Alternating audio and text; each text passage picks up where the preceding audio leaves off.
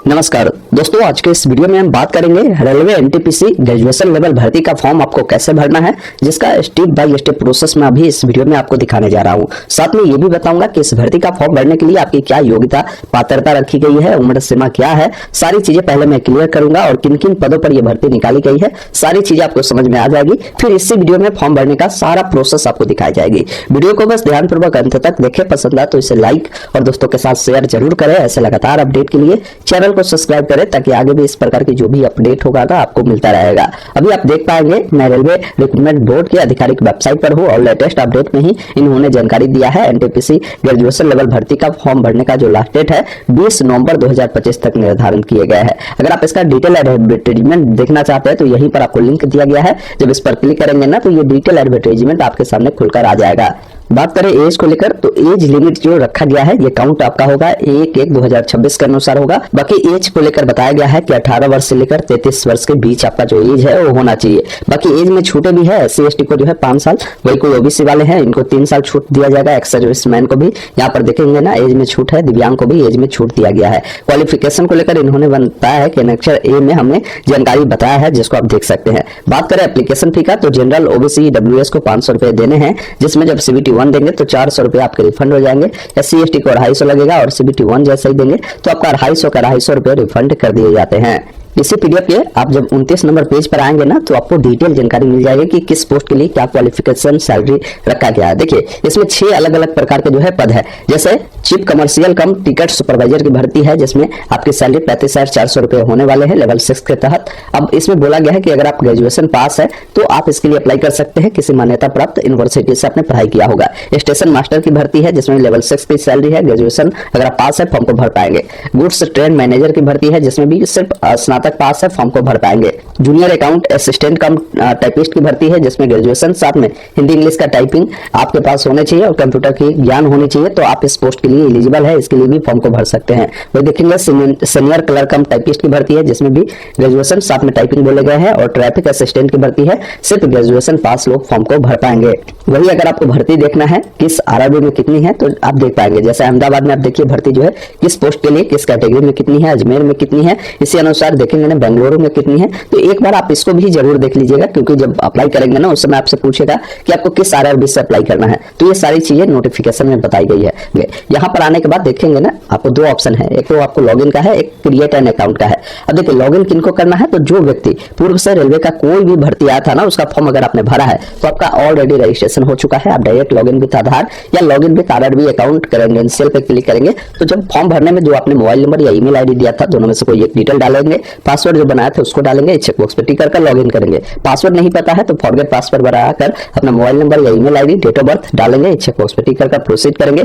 आपके नंबर पर या ईमेल पर इसका जो पासवर्ड है वो भेज दिया जाता है, ये ध्यान रखिएगा। लेकिन जो व्यक्ति पहली बार रेलवे का ये एनटीपीसी का फॉर्म भरने आए हैं, इससे पहले कोई भी फॉर्म नहीं भरा है, तो उनको क्रिएट एन अकाउंट पर क्लिक करना है और यहाँ से ओके कर देना है, जिसमें आपको सबसे पहले आपको अपना पूरा नाम, साथ में अगर आपने कभी भी अपना नाम चेंज किया तो यस करें, नहीं तो नहीं वाले विकल्प पर क्लिक करें। जो भी डिटेल डालेंगे ना उसे दोबारा से डालना होगा, जैसे नाम ही डाले तो दोबारा से डालेंगे।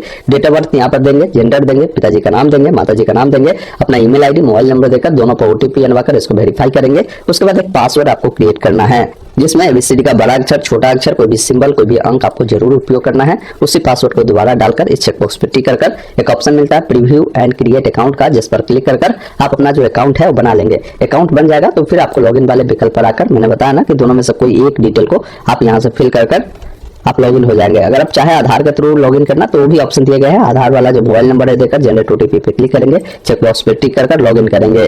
लॉगिन करते ही आपके सामने इस प्रकार का इंटरफेस आएगा। यहाँ पर भी आपको ऑप्शन मिलता है ऑनलाइन एप्लीकेशन का, इस पर आप क्लिक करेंगे और यहाँ पर देखेंगे ना इस भर्ती का जो भी लास्ट डेट है वो आपको बताए गए हैं। अब आपसे पूछता है कि किस RRB से आपको अप्लाई करना है, तो मैं कहूंगा कि RRB का जब भी आप सिलेक्शन करते हैं ना तो एक बार नोटिस को डाउनलोड कर आप देख ले भाई जो RRB मैंने चुना है उस RRB में वाकई में भर्ती भी है या नहीं है हमारे कैटेगरी में, वो चीजें एक बार आप देख लेंगे ना तो ज्यादा बेटर होगा। तो मैं जो है यहाँ से जिस RRB से मैं अप्लाई करना है मैं RRB को सिलेक्ट किया, इस दोनों चेकबॉक्स पे टिक कर नेक्स्ट वाले विकल्प पर क्लिक करता हूँ। यहाँ पर बता रहा है कि आपका जो डाटा है ऑटोमेटिक फैच कर लिया प्रीवियस जो आपने जानकारी दिया उससे। आप सिंपली इसको क्लोज करें उसके बाद जो जानकारी आपका फिलअप रहेगा उसमें कुछ करना नहीं है, कुछ जानकारी आपको भरना है, जिसमें पूछता है कि अगर आप आपकी शादी हो चुकी है तो मैरिड, अन्यथा मैरिड पे क्लिक करें।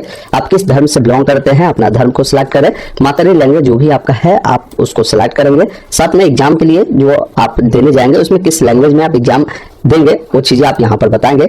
आपसे पूछा गया कि आपके बर्थडे में कोई ऐसा परमानेंट निशान हो जो कटा का हो, जला का हो, उसके बारे में बताएंगे। अगर 2 निशान है तो 2 निशान बताएंगे, जो भी निशान हो बताएंगे। अगर एक ही निशान है तो दूसरे वाले में आप 9 मार्क ही आप लिख सकते हैं, 9 मार्क। उसके बाद पूछता है कि आप किस कैटेगरी से बिलोंग करते हैं वो बताएं। जैसे अगर आप जनरल वाले हैं तो ये वर्ड चुनेंगे तो आपको कुछ देने की जरूरत नहीं है। वही कोई लोग अगर एससी वाले हैं तो एससी चुनेगा तो पूछेगा कि भाई एससी वाले अगर है तो आपको सेंट्रल लेवल वाला जो आपके कास्ट सर्टिफिकेट होता है ना उसकी जानकारी देना है। कोई ओबीसी वाले हैं तो इनको एनसीएल सर्टिफिकेट की जानकारी सेंट्रल लेवल वाला देना होगा, ये आपको ध्यान रखना है। तो इसके लिए आपको आई एग्री करना होगा। फिर आपको बताना होगा जैसे कास्ट का आपका क्या नाम है, साथ में जो आपके सेंट्रल लेवल वाला कास्ट सर्टिफिकेट है उसका नंबर क्या है। उसके बाद वो सर्टिफिकेट आपने जो बनवाया हो कहां से बनवाया है वो चीजें आप यहां से बता सकते हैं। फिर वो किस राज्य के द्वारा इशू किया गया है और जो भी आपका जो है ये इशू डेट है वो आपको बताना है। इसके बाद अगर जैसे SC ST है तो आपको रेलवे जो है ट्रेवल पास भी देती है, वो चाहिए तो आप यहाँ पर रेस करेंगे। तो आपको अपना नियरेस्ट जो रेलवे स्टेशन है ना वो आपको यहाँ पर लिखना है। उसके बाद जो भी आपका कास्ट सर्टिफिकेट है उसको अपलोड करना है। तो ये ध्यान रखिएगा, इस अनुसार देंगे। वही कोई ओबीसी वाले हैं तो ओबीसी डालेंगे ना तो फिर आपको भी बताया गया है कि भाई ओबीसी अगर है तो आपको सेंट्रल लेवल वाला जो आपका ये सर्टिफिकेट है ना वो आपको देना होगा NCL। तो आप यहाँ से एग्री करें। एग्री करने के बाद आपको बताना है कि भाई ओबीसी में आप किससे बिलोंग करते हैं, NCL से या क्रीमी लेयर से। तो NCL से वो बिलोंग करेगा जिनकी पारिवारिक इनकम 8 लाख से कम होगा। अगर 8 लाख से अधिक है तो आप जो है ओबीसी में क्रीमी लेयर के तहत आएंगे, ये ध्यान रखिएगा। तो NCL जैसे ही आप चुनेंगे ओबीसी NCL तो यहाँ से एग्री करना है। फिर आपको कास्ट का नाम लिखना है, जो भी आपका सर्टिफिकेट नंबर है वो आपको देना है। सर्टिफिकेट किस अथॉरिटी के द्वारा बनाए गए हैं वो आपको बताना होगा। उसके बाद किस राज्य के द्वारा बनाए गए हैं, किस डेट को वो बनाए गए हैं वो आपको बताना है। उसके बाद नीचे में आपको एड्रेस देना है। तो जो भी आपका प्रेजेंट एड्रेस होगा वो आपको लिखना है और जो परमानेंट एड्रेस है वो लिखना है। अगर किसी का प्रेजेंट परमानेंट समान है तो चेक बॉक्स पे टिक करेगा, दोनों फिल होगा। अलग अलग है तो अलग अलग जानकारी को फिल कर सेव वाले विकल्प पर क्लिक करना है, फिर नेक्स्ट वाले विकल्प पर क्लिक करना है। इस प्रकार पर्सनल डिटेल सेव हुआ। अब यहाँ से इसको क्लोज करें।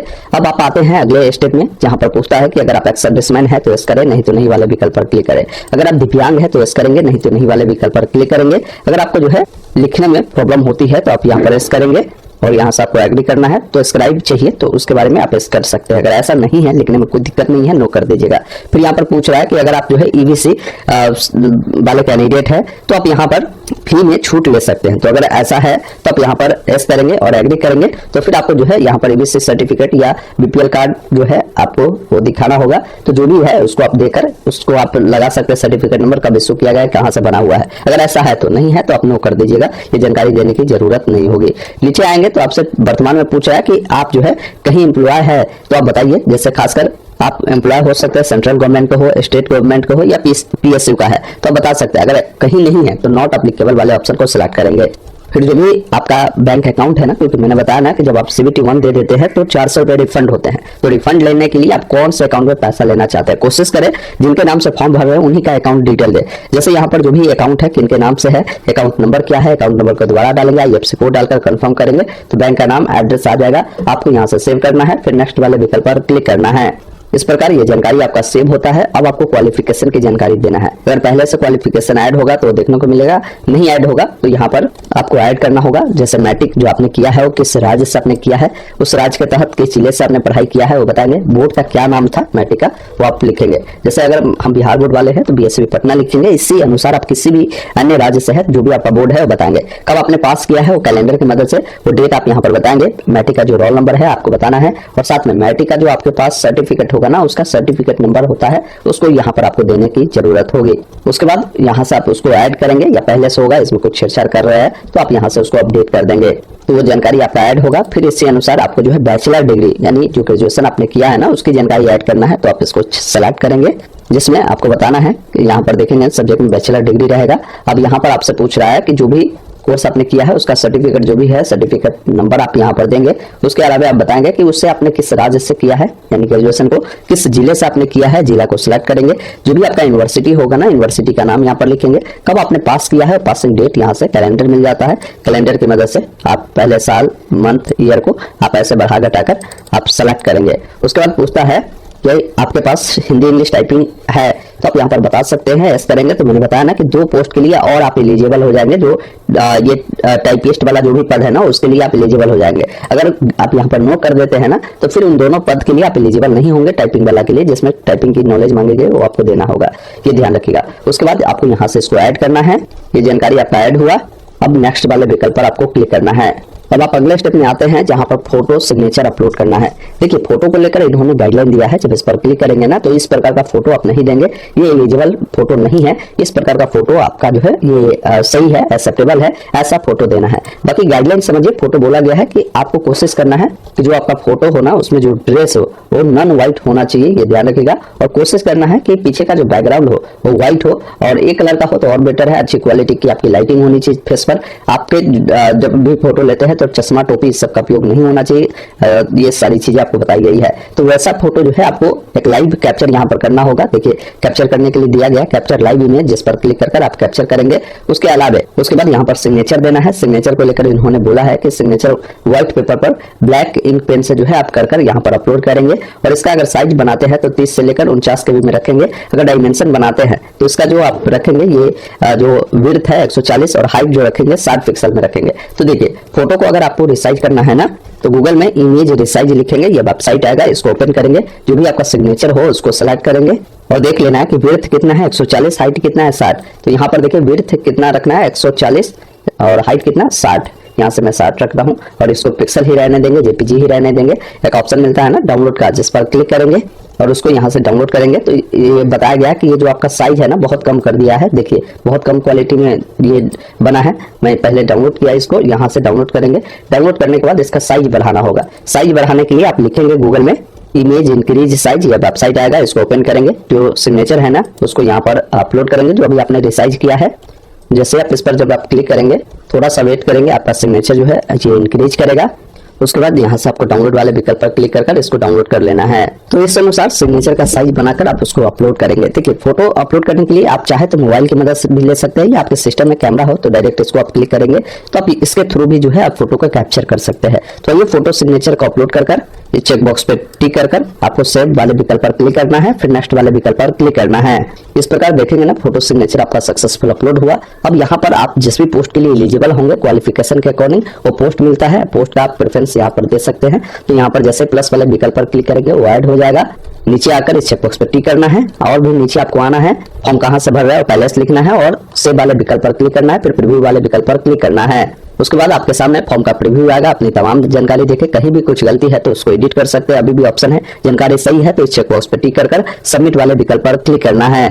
उसके बाद जो भी पेमेंट लगता है आपको पेमेंट देखने को मिलेगा। एक ऑप्शन मिलता है पे विथ रोजर पे, या आप चाहते हैं अन्य गेटवे से पेमेंट करना तो भी कर सकते हैं। आप इस पर क्लिक करेंगे, पेमेंट प्रक्रिया को पूरा करेंगे। उसके बाद आप उसका प्रिंट ले लेंगे या नहीं तो यहाँ से होम पेज पर आकर यहाँ से जो एप्लीकेशन हिस्ट्री मिलता है ना इस पर क्लिक करेंगे और यहाँ से भी प्रिंट आप ले सकते हैं। तो इस प्रकार मैंने इस वीडियो में बात किया रेलवे एनटीपीसी ग्रेजुएशन लेवल भर्ती का फॉर्म आपको कैसे भरना है, जिसका स्टेप बाय स्टेप प्रोसेस मैंने दिखाया है। उम्मीद करता हूँ आपने सारी चीजों को समझा होगा। तो वीडियो को लाइक शेयर जरूर कीजिएगा। धन्यवाद। जय हिंद।